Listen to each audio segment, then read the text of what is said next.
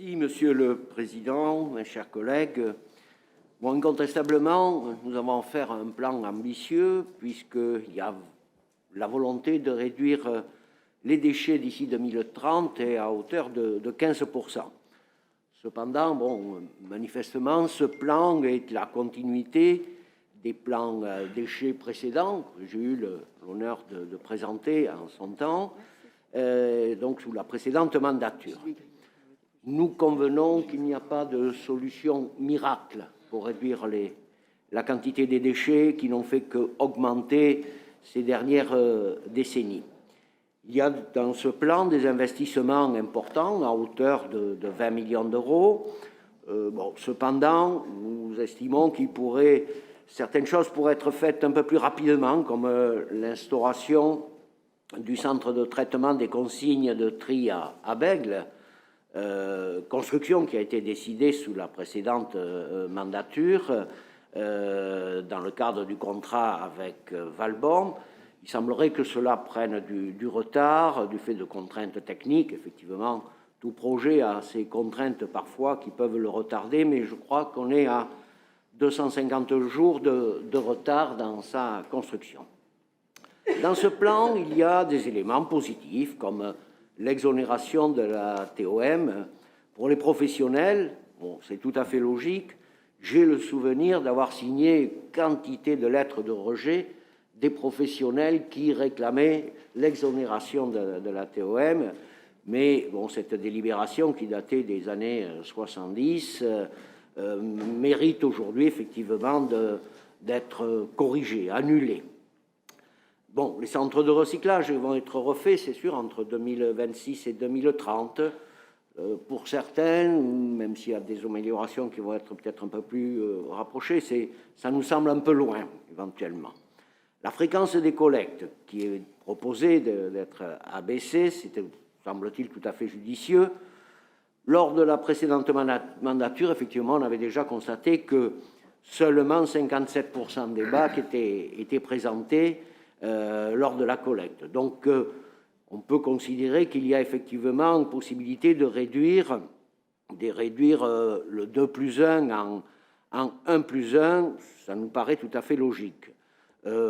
Cependant, de problème peut-être celui du taux de la TOM et également, qui m'a été évoqué, celui de petits conteneurs, de petits bacs qui ont été distribués au niveau des échoppes et qui, à une fréquence 1+1, risquent de s'avérer être un petit peu petits.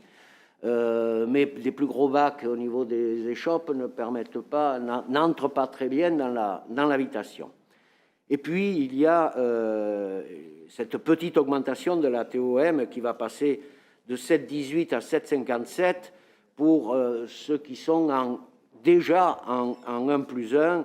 Nous considérons que c'est peut-être pas très judicieux.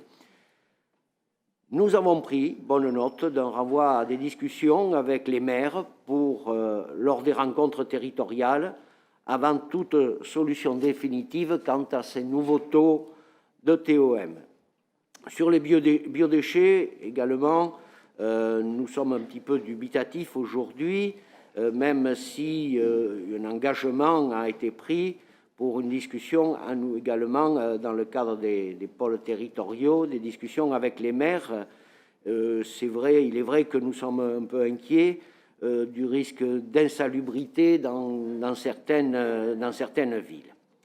Voilà un petit peu le résumé de notre impression sur ce plan qui a des mérites. Nous nous posons aussi une question sur qu'en est-il de ce nom, de cette usine qui devait être rénové dans le cadre de contrat concession travaux, rénové, amélioré, relooké avec des jardins, devenir en fait beaucoup plus accueillante, tant pour le personnel que pour les visiteurs, et également bien sûr pour les habitants du secteur.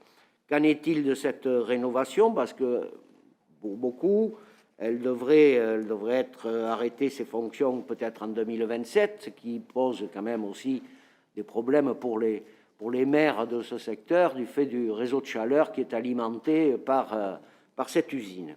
Donc, est-ce qu'aujourd'hui, cette rénovation, qui ne semble pas avoir commencé, a son intérêt si en 2027, l'usine doit être démolie parce qu'il y avait un budget important de prévu pour la rénover. Mais bon, je pense que cela concerne avant tout les maires des 3 communes, Senon, Florac, Lormont, vu l'intérêt pour eux et pour leurs habitants de cette usine.